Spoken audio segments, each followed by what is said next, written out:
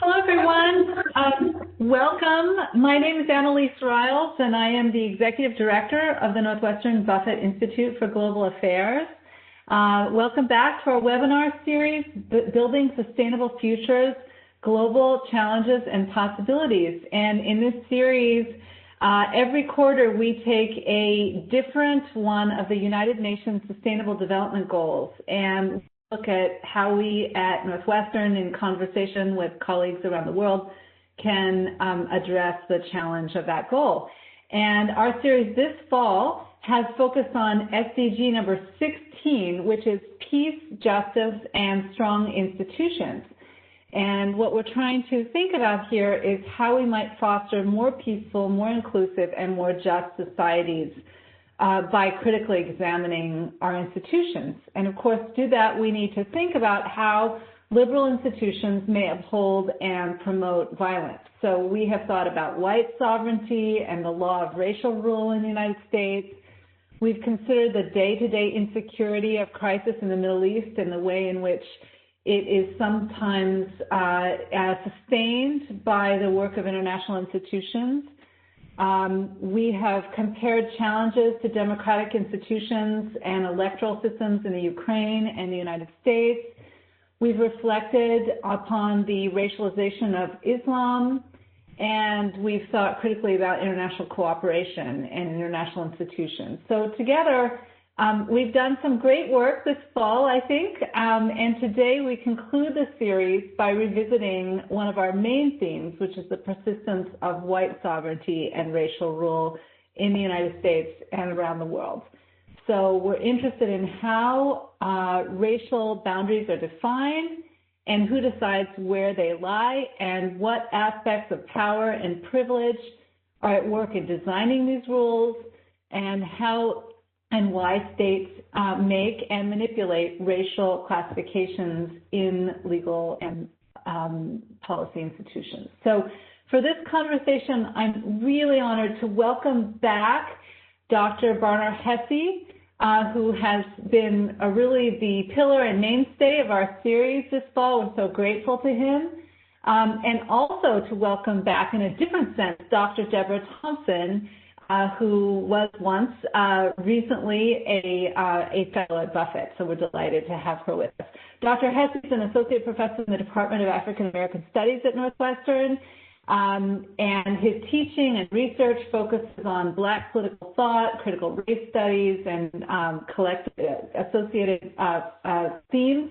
He's the author of the forthcoming monograph, Raceography, White Sovereignty, and Black Life Politics, and the co-author of After Ferguson, After Baltimore, The Challenge of Black Death and Black Life for Black Political Thought. Dr. Thompson is Associate Professor of Political Science at McGill University and a leading scholar of the comparative politics of race.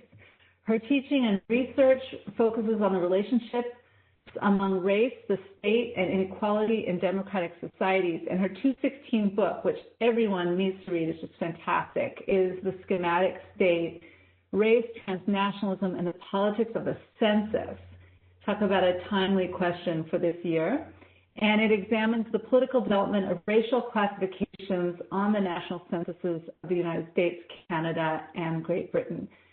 She's currently working on two new book projects, one exploring the global appeal of the Black Lives Matter movement through the lens of American exceptionalism, and another that's examining the persistence of racial inequality in Canada. And I should say, again, Dr. Thompson previously taught in the African American Studies at the Department at Northwestern, was an affiliate here at Northwestern Buffett. We're delighted to have her back. So Drs. Hesse and Thompson will engage in a conversation for about 30 minutes, and then we will open it up to all of you. So if you have questions, please just put them in the chat, and I will put them forward to our esteemed panelists. And just so delighted to have you both. Welcome, Drs. Hesse and Thompson, and thank you for being with us. Over to you.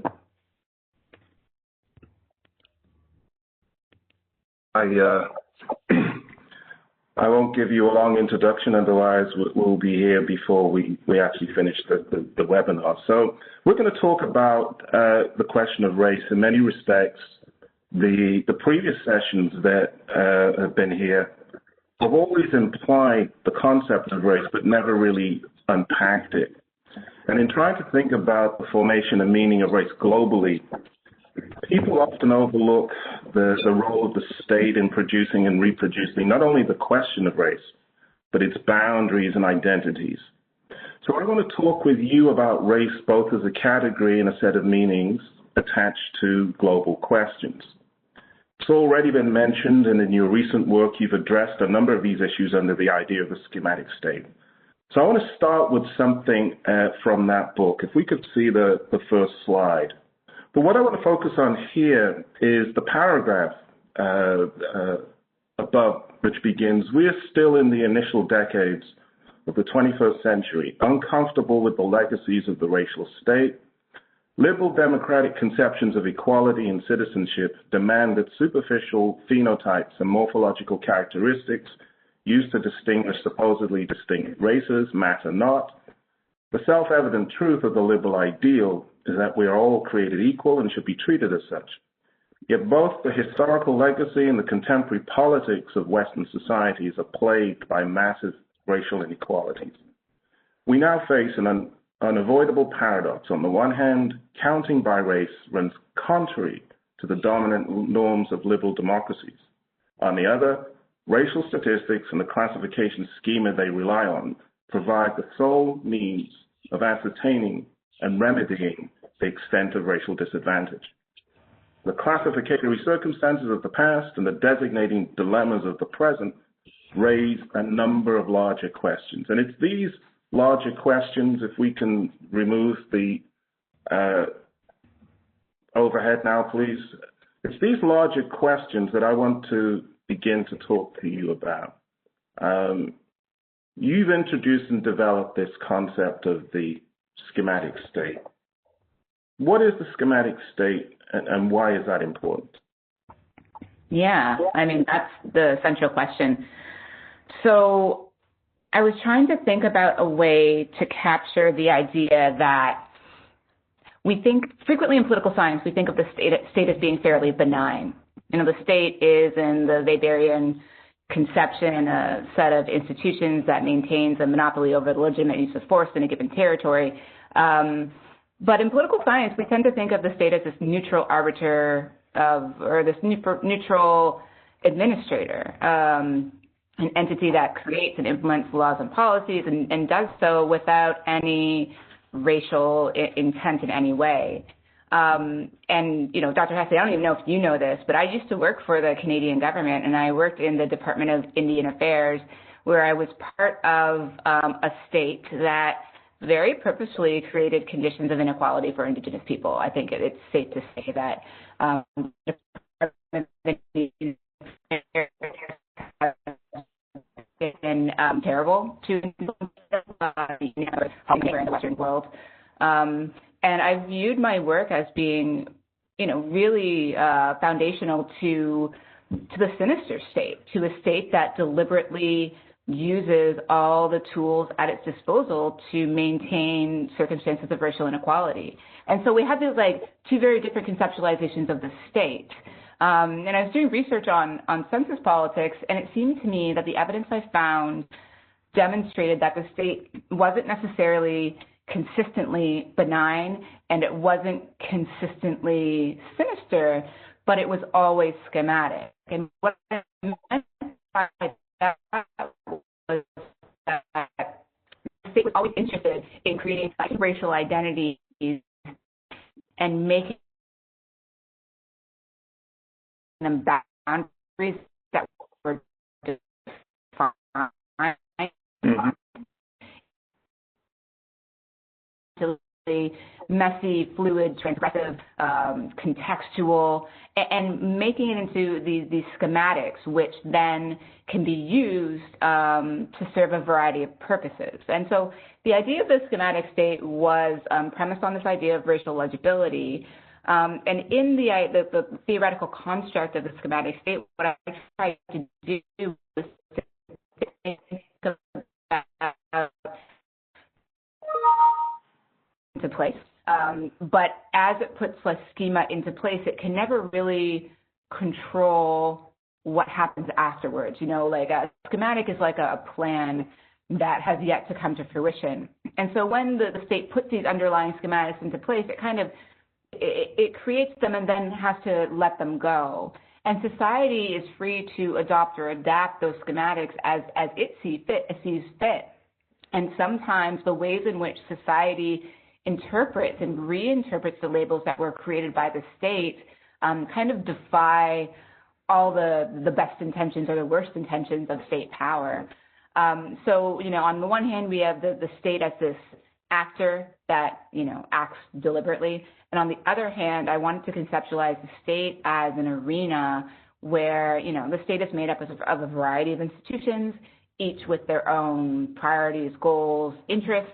It's made up of people who work as bureaucrats who don't necessarily see themselves as race makers, even as they do create these categories that are quite influential in terms of their ability to work through racecraft. And where, there are inevitable conflicts. Like in political science, we think about the state as being this like coherent and efficient body, this efficient conglomerate of institutions, but anyone who's worked in the government for more than 5 minutes knows that conflict is inherent in the nature of the state. Agreement is often arrived at through negotiation. So I wanted to find a way to capture that. And lastly, I like the idea of the schematic state. I've always really liked it, in part because I referenced the root word scheme. I wanted to find some way to indicate that even as we find ourselves in these first decades of the 21st century, we still have a state that is, to use your terminology, Dr. Hesse, founded and premised on white sovereignty. Right? We have a state that actively schemes to maintain circumstances of racial inequality. And this, you can't study race without somehow landing at the doorstep of the state. And so I wanted to find a way to implicate that state power is still heavily invested in maintaining conditions of white supremacy, especially and even when it appears to not be doing that. Right.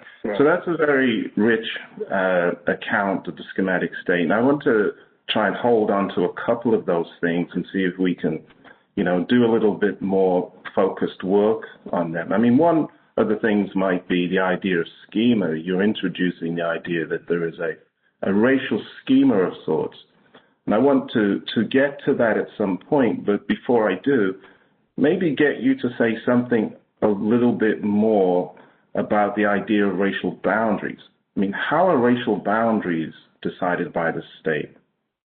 Who decides where they lie?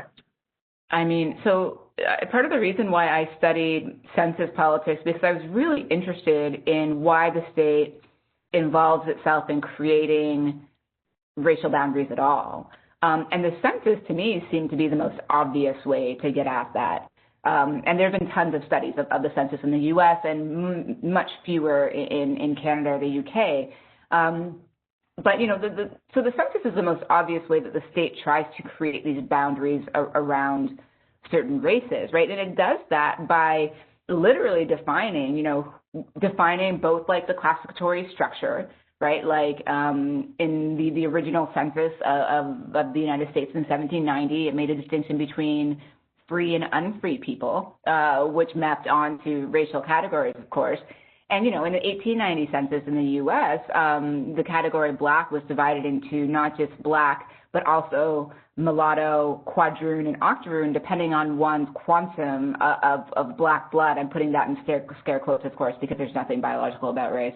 And so the ways in which the state has envisioned racial categories and the rules it has used to determine who fits into what category has changed dramatically over time. And importantly, it's not just the census, the census is not the only instrument through which the state has made these rules and reified them. So there are a number of studies that demonstrate the role of the Supreme Court, the role of the American courts in determining who fits into what category, particularly when social conceptions of race bump up against scientific or pseudo-scientific definitions of race. In contemporary times, we think that the best way to determine someone's racial identity is to let them self-identify. And sometimes people's self-identifications exist in conflict with our common sense or legal or social understandings of what race is. And, we only have to think about Rachel Dolezal, right, who very clearly believed, and at least, purported herself to be a Black woman, where she had absolutely no Black ancestry at all, right? And on the one hand, if there's nothing biological about race, then we should be able to identify however we want. On the other hand, that lady's not Black, right? And so to me, it seems like the census was the most obvious way to get at the state's role in making these categories, and to answer the question of who decides, where these boundaries lie. Bureaucrats, people who make the census classifications, who are often hidden from the influence of social movements or lobbies or even politicians, depending on the country. But more importantly, these racial boundaries always conflict with other conceptions of what race is and in what classification system should work. And they frequently conflict with societal ideas about who belongs in what category and the criteria by which we should decide that. Okay. I noticed that as you were working through your answer, you came out with the phrase that the state creates racial boundaries around different races. So in that statement, we've got, the invocation of the term race without actually saying what it is that it means when we invoke it in that, particularly in that double sense. So I want to have shift the conversation on a bit to thinking about, what is race when it's being defined by the state? What are the meanings that are being attributed? And in that context, this brings us back to a question that I know you posed before about why race is political. So at this point, I'm asking you, what is race when the state defines something as race? And in that context, why do we think race is political? If you could just be succinct about that. I don't know if I could be succinct to such a large question. And, at some point, I'm going to have to throw these questions back at you, Dr. Hesse, because I've learned so much from your work on the definition of race. So I very firmly believe that race is a political construct. It's also a social construct and a legal construct. And part of the importance of thinking about it in those terms is because, for most of race, the conceptual history of race, we thought of it as being wholly biological. People believed that there was something racial about your bloodline, and that race and culture were transmitted through, through ancestry.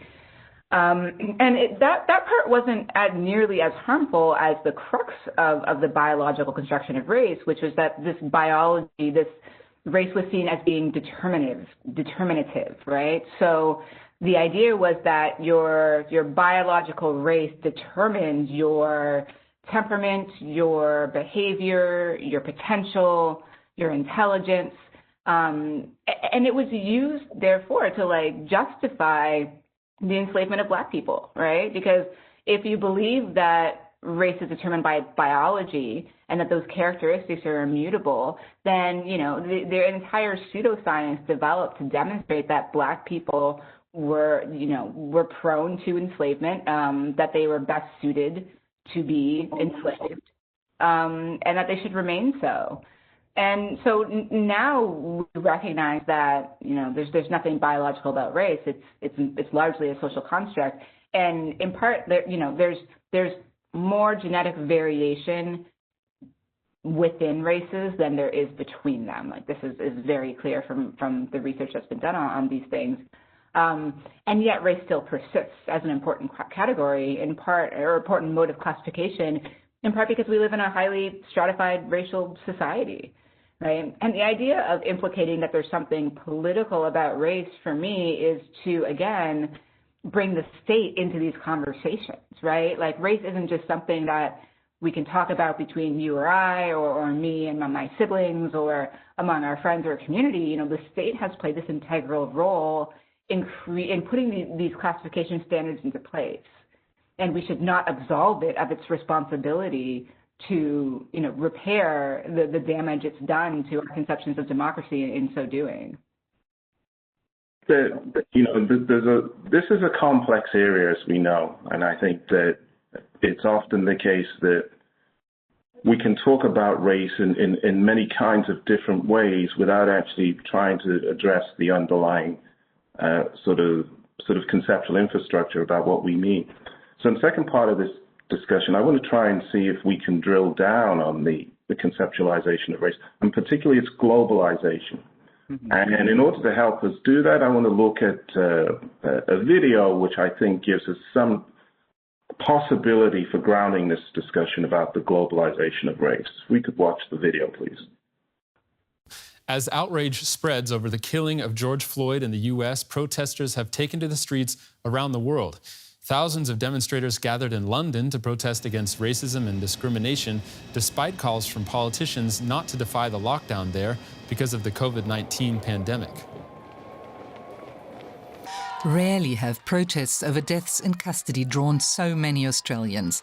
Tens of thousands rallied in Australian cities, great and small. Their focus, hundreds of Aboriginal deaths in jails and police stations in the past 30 years, with no police officer ever found guilty. Here, the death of George Floyd has suddenly created widespread anger about an Australian problem. I've waited too long for justice to be handed down for my people, and it's time for me to make a change in the only way that people are going to listen to me, and I'm going to do it peacefully. In Brazil, demonstrators have been raising their voices against the killing of black people, mainly in poor neighborhoods called the favelas. Figures released by the Rio de Janeiro Public Security Institute show that killings by police have increased to record levels in recent years.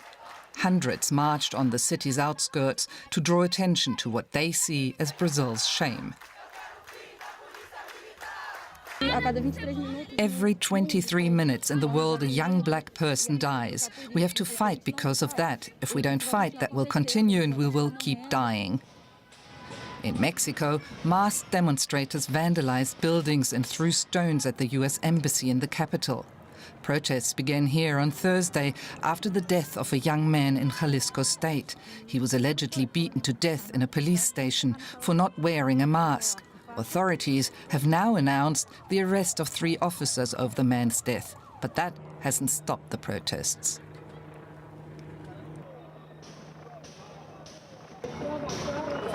We're here in support of the great uprising of the black people and of all colors for the crime against George Floyd committed by a big policeman of the United States.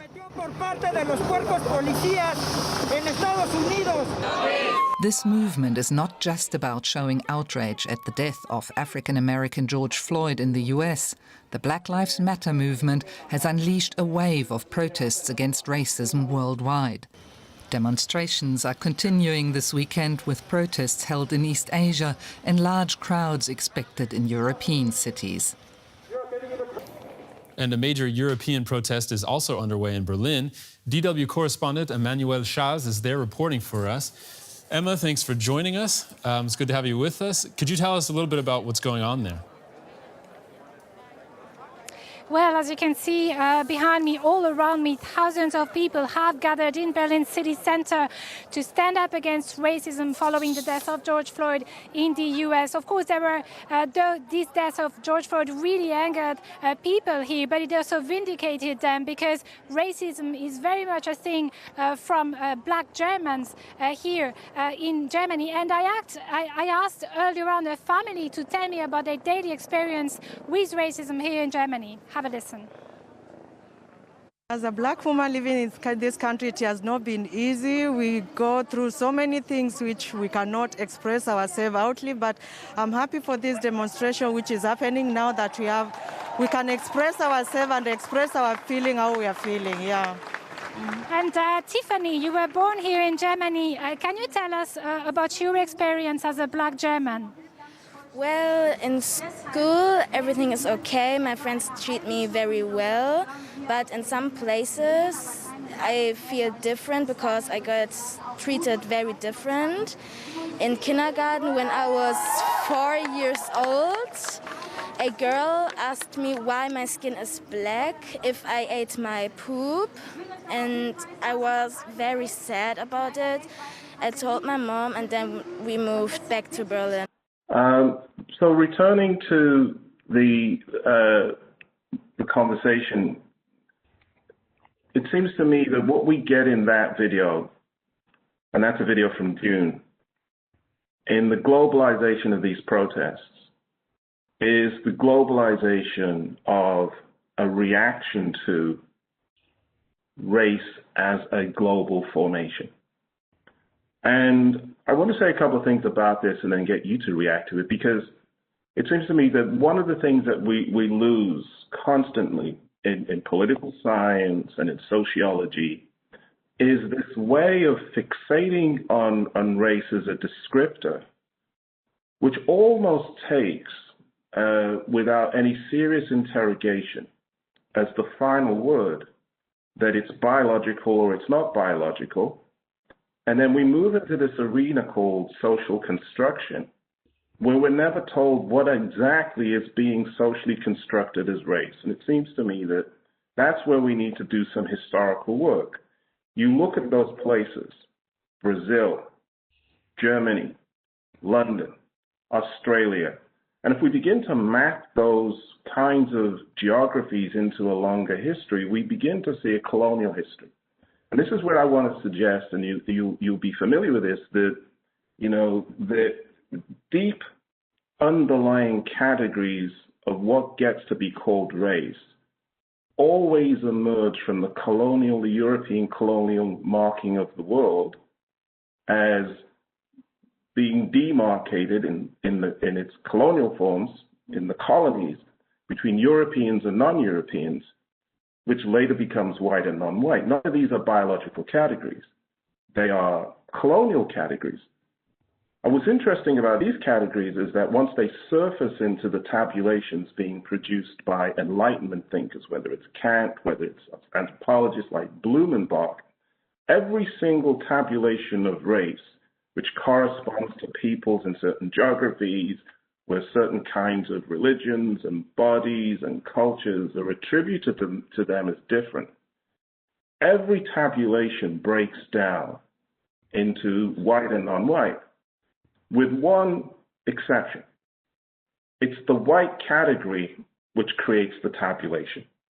So whiteness is inside as part of the racial categories and outside creating the racial categories. And it's that relationship between the two things which is the colonial relation. The problem, it seems to me, is that by the time we move to the 19th century and you see the emergence of race science, what's getting biologized as race is that colonial relation. And it's that colonial relation which erupts worldwide in the response in all these different colonial outposts to the death of George Floyd. Race is this colonial category which has been biologized. And the thing that I find difficult, so this is what interests me about your work, is what do you think is going on? If that account that I've given is in any way correct or critically illuminating, what is going on when we find, on the one hand, racial categories are being perpetuated by the schematic state, and at the same time, we realize the problem of using racial categories? What do you think about those two, that dilemma, if you like? Yeah, I mean, so I think in thinking about the globality, transnationalism, globality of race, I think that there are actually three ways of thinking about it. And the first is exactly how you're talking about the ways in which race itself is a global formation that is inextricably linked, to colonialism and coloniality, and of course the transatlantic slave trade and the theft of indigenous lands and the attempted genocide of indigenous people everywhere. Right. So those were global formations, right? Like transatlantic slave trade was a global endeavor.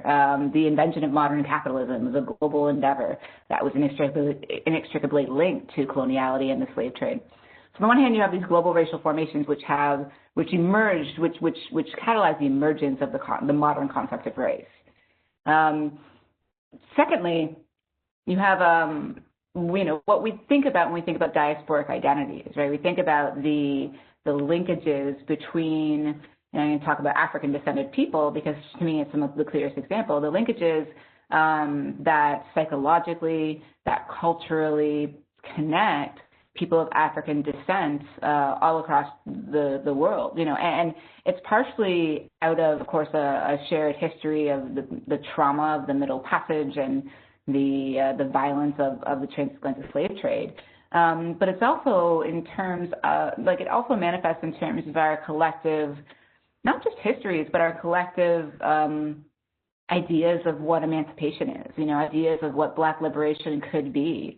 And there's so many examples of this. I've been thinking a lot recently about Black Panther because you know that I love science fiction. And of course, Chadwick Boseman passed a few months ago. And there's a reason why Black Panther was like a national, international phenom. There's a reason why it spoke to so many African descended people around the world. It was part of a very long-standing vision around what the African diaspora is now and what it could have been in a world that wasn't marked by slavery. So you have these global racial formations on the one hand, you have these transnational linkages among people on the other, and in the middle, I think you have the state, right? And in the middle, I think you have the way in which the state mediates between these global racial formations and kind of these domestic level manifestations of racial classification structures and racial identities, because there are peculiar nuances to race and racialization in different places. So these marches, in support of the uprisings that began in Minneapolis to protest the police torture and murder of George Floyd, it's not that people in Great Britain or Canada or Germany are marching in outrage against the murder of George Floyd alone. They're marching in response to their own experiences of police violence and premature Black death, and the ways in which the state, whatever state we happen to be in, are frequently heavily involved in, creating and maintaining these circumstances of racial inequality. And so there has to be this way, and this is what I struggle with on a regular basis, right? There has to be this way to think about race as transnational and yet still think, about the domestic nuances that really do matter in people's day-to-day lives. So let me throw a question back out to you since I have you here. Am I allowed to do that? I assume I am. Okay. So one of the questions I've been struggling with as somebody who came to Black political thought much later in my academic career than I wish I had. This was partially a result of being Canadian, where it's hard to find any Black professors, period. So in thinking about the relationship between not just the state's need to racially categorize, but also, societal desires to be racially legible. What do you view as the relationship between racial classifications and kind of the long history of Black political thought? Well, I think that, in the way that you set it up, we'd have to understand racial classifications as not sort of emanating from some discursive form of tabulating, but from practices and relationships which designate where you can live, what life chances you have, how you're going to be policed. These are the practical forms of race as a classificatory system or as a system of taxonomy, which is what I think is useful about your book. And what you can begin to see if you're thinking about the history of Black political mobilization, which is what Black political thought looks at, is part of what gets registered as Black protest is trying to make legible and visible the way in which racial categories organize social and political life, to make that legible as something constructed and not something simply assumed as natural that we can overlook. But it's in relation to that kind of formation that the politics of what's sometimes known as the Black radical tradition, whether it's coming from abolitionism, whether it's going through civil rights, whether it's going through Black Power, whether it's going through Black Lives Matter, is actually a force which is constituted against racial categorization, but using the political cartography of race, if you like, to exert a different kind of rendering of the experience of being Black under that category, which means rather than being seen as that which is cast outside the society, reconstituting community as a subject of politics, as a subject of culture. So it's using the category against the category. One way I like to put it is to sort of, you're looking at this mobilization of Blackness as transforming the relation to race. So it's no longer seen as a principal form of dominating. It becomes that which has to be abolished, defunded, transformed, and so on. So it's a very different kind of unit of organization once you start to mobilize against it by using the very relation that's created, this sort of cartography of inequality in the first place. But now that you've put a question to me, let me put one back to you, which is to say that, so I think we've had conversations about the idea of the post-racial, and I think there's, I sort of implied a little bit of what's happening with the racial category if you mobilize against it. Just out of interest, and I know that, this might be coming sort of out of the blue, what do you think about this idea of the post-racial and the role of racial categories in mobilizing a politics against race?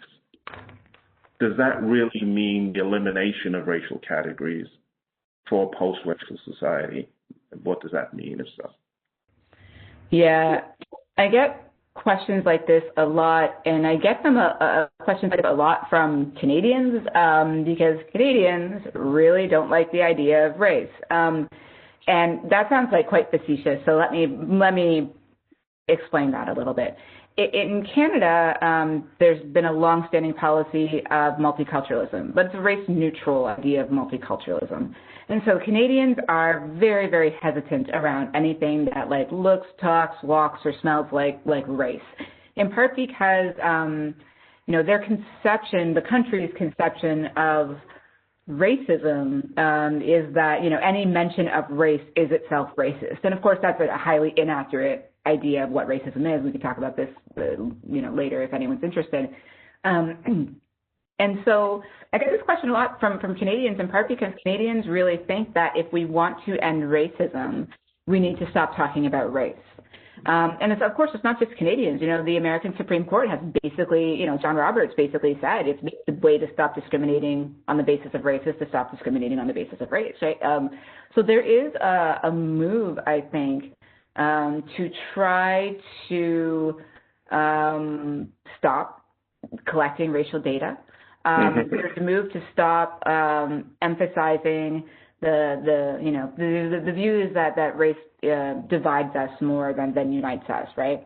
But the point, going back to the very first slide that you showed, right?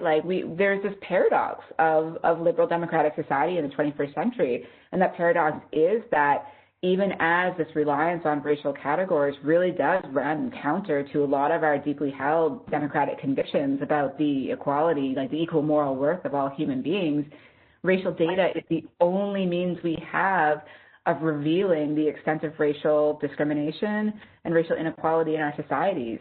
And we know what happens when we don't have racial data. What happens is these circumstances remain entrenched, they remain hidden, and they become much, much harder to challenge. One of the, I don't know if I put it in the book or not, but one of the things I constantly say about Canada is that, there's no castle, there's no castle to smash in the Canadian context, meaning that there was segregation legalized segregation in Canada that lasted much, much longer than many of the American examples of racial discrimination and racial segregation that we had in the U.S.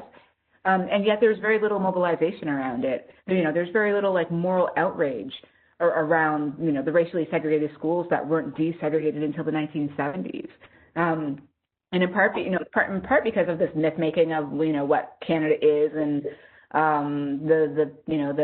the demographic character and the moral character of the country. But it's in part it's really hard to mobilize against hidden circumstances of racial inequality. It's hard to get people to see that it exists. And so, in my view, reliance on racial categorizations is crucial to bringing about a more egalitarian society. Whether or not a post-racial society is possible, I think is, it's a question for another day. Although I do very much appreciate your thoughts on the inevitability of this neoliberal, dare I say, emphasis on post-racialism. You've written that because of the conceptual history of the category of, not the category of race, but the conceptual history of racism itself, it was almost inevitable that people would make these moves towards declaring a post-racial society long before it was possible or feasible. Yeah, that's right.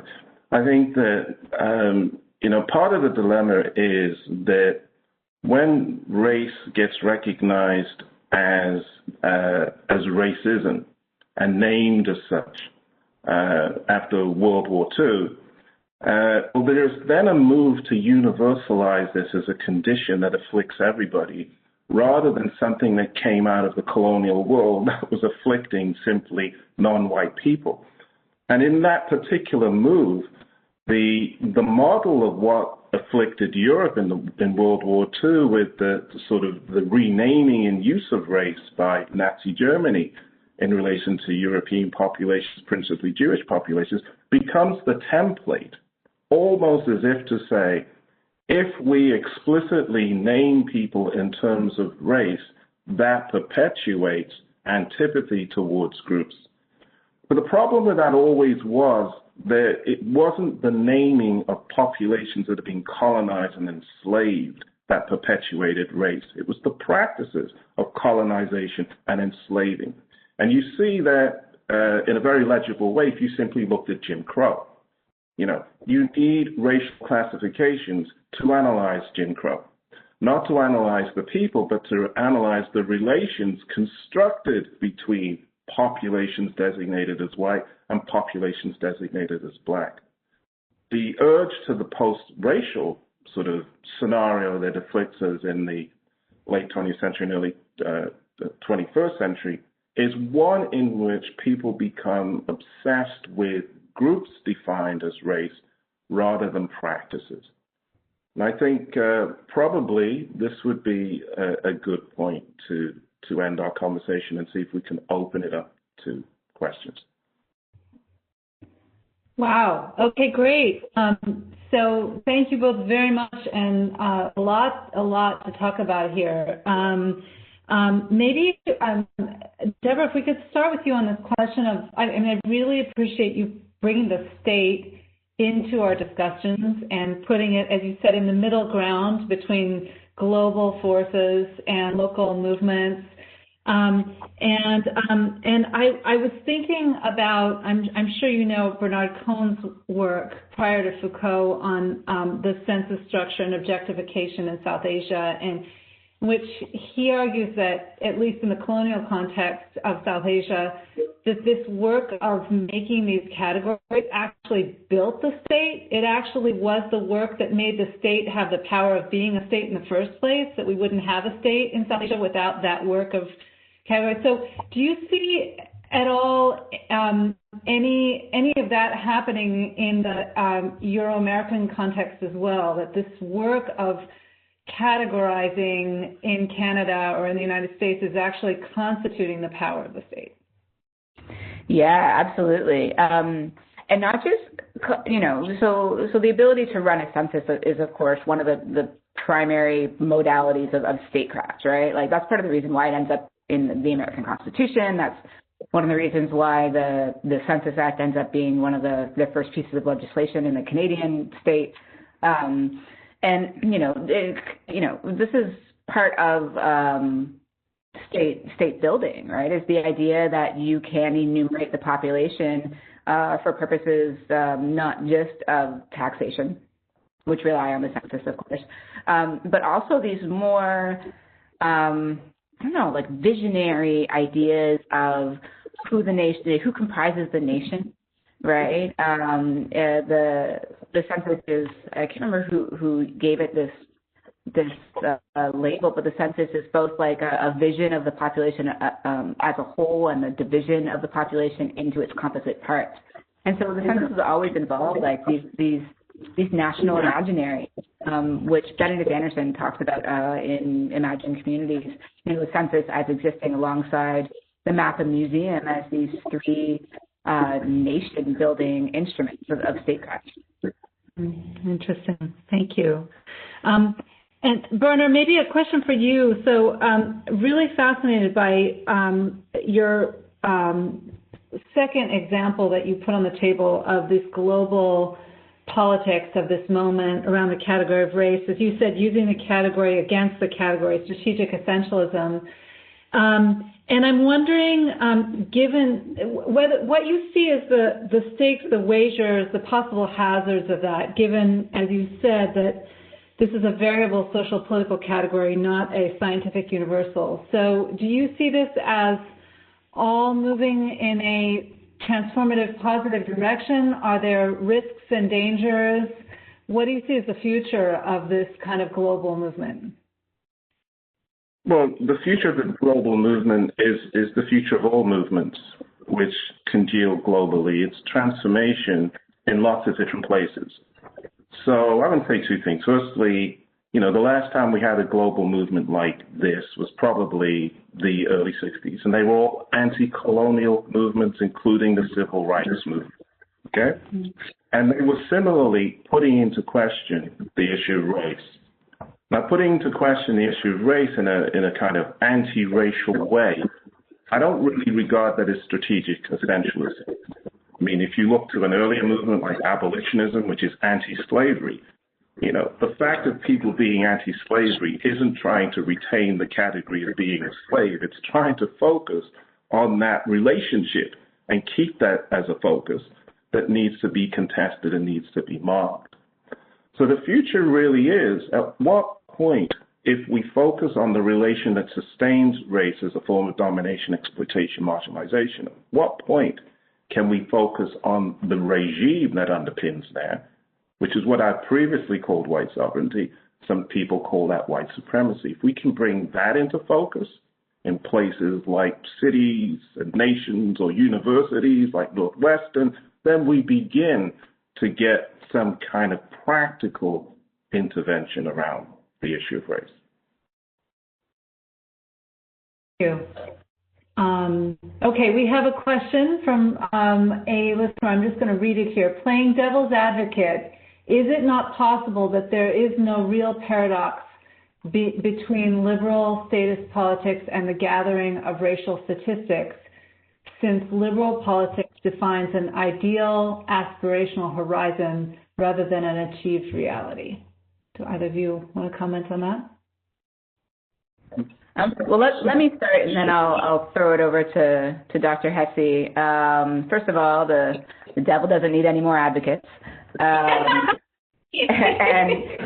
the devil's got enough advocates. And second, so I take your point, right, that I take your point that there may not be a paradox if we consider that statistics aren't, in fact, contradictory in a liberal democratic state. And that brings us to this larger discussion of what then is the relationship between race and democracy. And we can get into, the various interpretations of the relationship between race and racism and democracy that's posited by a number of thinkers. So on one hand, we have people like Roger Smith, to think about, the different ideological strands that have defined American society since before the founding.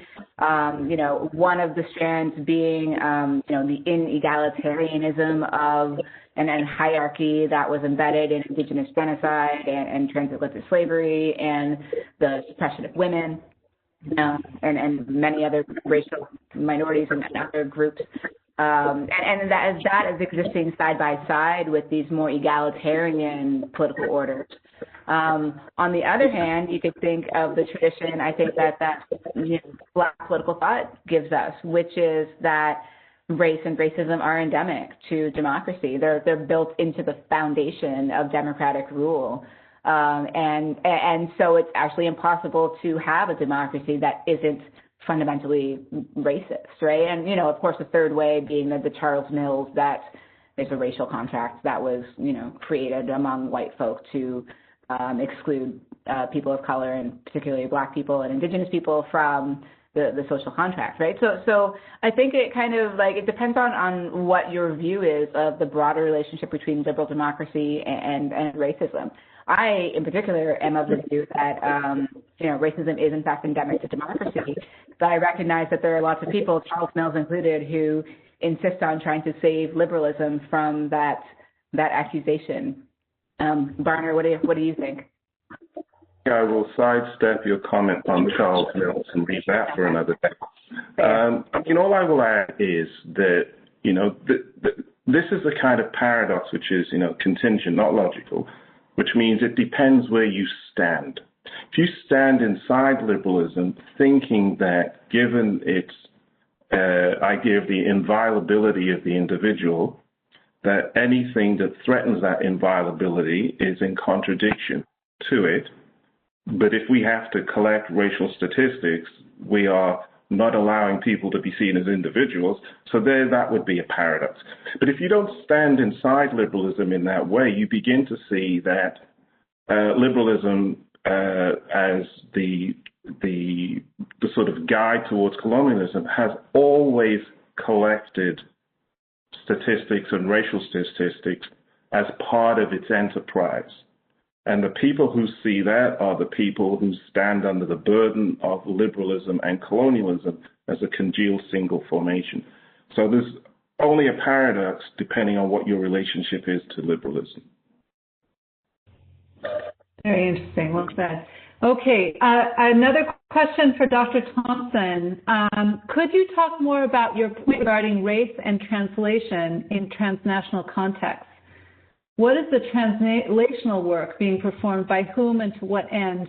And to rephrase Dr. Hesse's earlier question on social construction, but also thinking about your empirical findings on the transnational dimensions of race, what is being translated? Yeah, oh gosh, this is something that I'm still working on and I'm still struggling with. So the idea of translation in the book is about so it's about thinking about race as this transnational idea, this transnational set of ideas or power relations.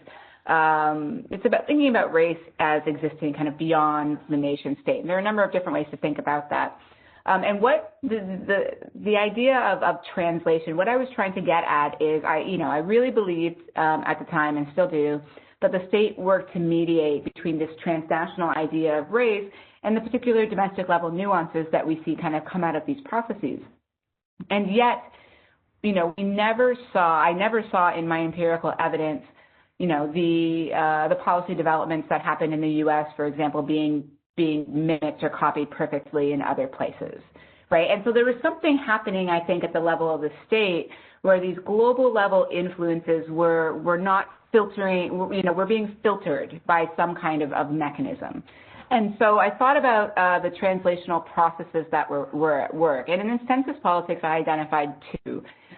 One was kind of an institutional process of translation. So it's the process by which, the people who work in the Census Bureau and Statistics Canada and the Office of National Statistics work to take kind of like global ideas of race and also the ideas of epistemic communities of statisticians who talk constantly about the best way to classify and categorize by race. the ways in which those ideas were taken to match domestic institutional imperatives, right?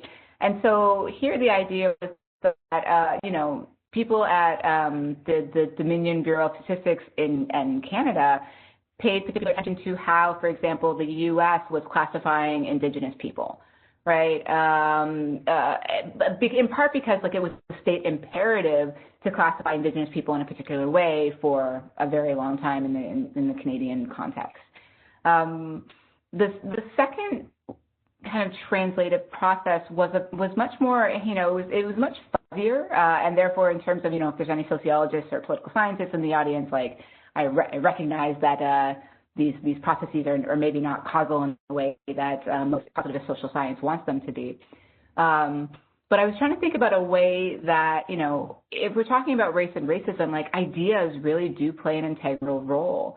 And so I thought that there were these translative processes which took global racial formations and then filtered them through these, for lack of a better word, kind of like cultural filters, right? And the cultural filters that are in place in, for example, places like Canada and the UK, which do not want to be American in how the United States has frequently adopted or adapted its own racial ideas, those ideas about the priorities of the nation as a whole were really instrumental in how these states interpreted the larger global ideas about race, right? So I tried to think about those translative processes. In other projects, I've also tried to think about the ways in which, once these ideas filter down through the domestic level, they don't just stay there, right? They then work upwards as well. And so you have this global circulation of ideas, right? And so now in the projects that I'm working on Black Lives Matter, what I'm trying to think through isn't just Black Lives Matter as a global idea, or Black Lives Matter as having a global appeal, but really thinking about the different, weight of different geographic locations and different kind of temporal sensibilities, right? Because in this global circulation of ideas, the U.S. plays a heavy role. And so I'm trying to think about ways to consider diaspora while taking account of what George Frederick called the geographical lumpiness of the circulation of some of these ideas. Super interesting, really interesting. We're almost running out of time. I have two last questions. I'll throw them out, and you can choose whichever of these you want to answer, Debra. So one is about the role of technology and the digitization of the state now, and the way in which so much adjudication, whether it's immigration or criminal investigation, is done via AI, and the ways in which these technologies build in racial categorizations and racist assumptions. Wondering how you think the digitization of our states is changing things. And the other question is about people who fall between categories, the particular experience of the person who has no category in the census or who thinks they belong in 4 boxes. And I'm wondering whether your analysis has anything to say about that specific subject position. So I'll just end it there. Yeah. Go ahead. Yeah. Let me take the second one first.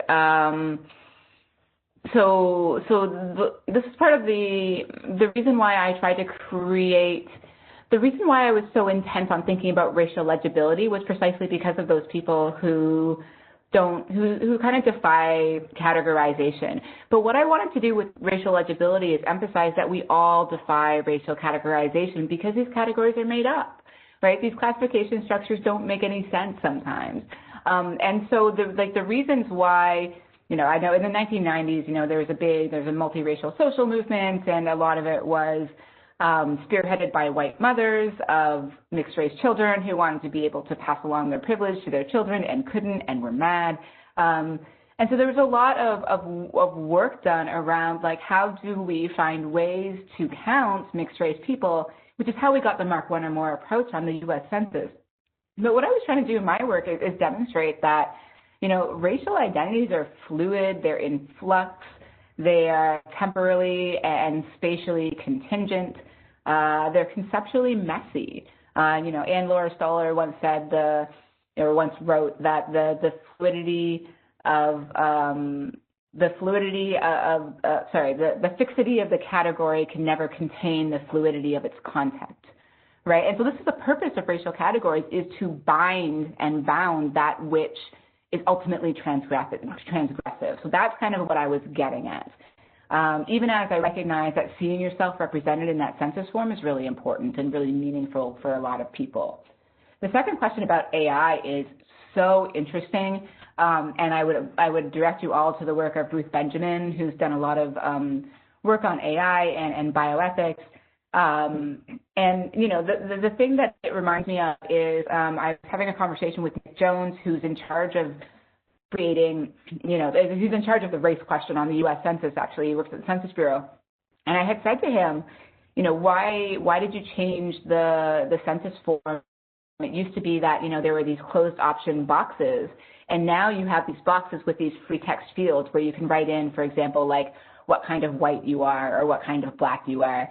And I said, why did that change? What's behind that shift? And he said, between 2010 and 2020, technology just improved so dramatically that we now have the algorithms to capture whatever you write in. We can, we have the technology to capture it and to re-amalgamate it back into the categories that we've established, right? And the thing he said to me was, like, if you think about 2010, most people didn't have iPhones, and to think now about how much that technology has changed our life, and to think about the ways in which we can now capture the incredible, complicated diversity of the population in ways that we never could before is really, really interesting. And not just to capture the complexity in terms of, racial identification, but also how variable racial identification is. So I'm thinking of the work of sociologist Wendy Roth, who has done a lot of work on, thinking about how people identify before they take, those ancestry DNA tests, and then looking at how they identify after, and seeing the incredible shift in white people who want to claim indigeneity. Which is very problematic. You should not do it. You should read the work of Daryl LaRue on race shifting, right? Or to think about the ways in which when white people find out they have black ancestry, they don't then claim blackness, right? And so, people's ways of identifying really are related to, these incredible advancements in technology. So it'll be very interesting to see what happens, in time for the 2030 census. Almost unimaginable, really, where we'll be in 2030. Barnor, do you have any last thoughts on any of these questions? The only thing I would say is that, we have to avoid the risk of reifying racial categories when we start attributing them to identities. There's no mixed race as such, but there are mixed race categories. So that would be the one thing. The second thing would be that in the technological digitization of race, the problem is for many of us who face these problems is the way it preserves the white gaze. And what I mean by that is principally this. We know that in any kind of profiling, the only populations that can be racially profiled on white populations, because race is a principal function of how the white gaze sees the world. If we could ever get to the point where whiteness is profiled, it will be because we are profiling white supremacy and white sovereignty. Really interesting. Well, unfortunately, we have to stop. Thank you both so much for sharing your time and for this incredibly interesting and really eye-opening discussion. And thank you all for joining us. We'll resume next quarter with this series. We'll be focusing on SDG number 13, climate action. So looking forward to seeing you all then. Until then, be well, stay healthy, everyone. And thank you again to Drs. Thompson and Hesse. Thank you. Bye. Bye, everyone. Bye.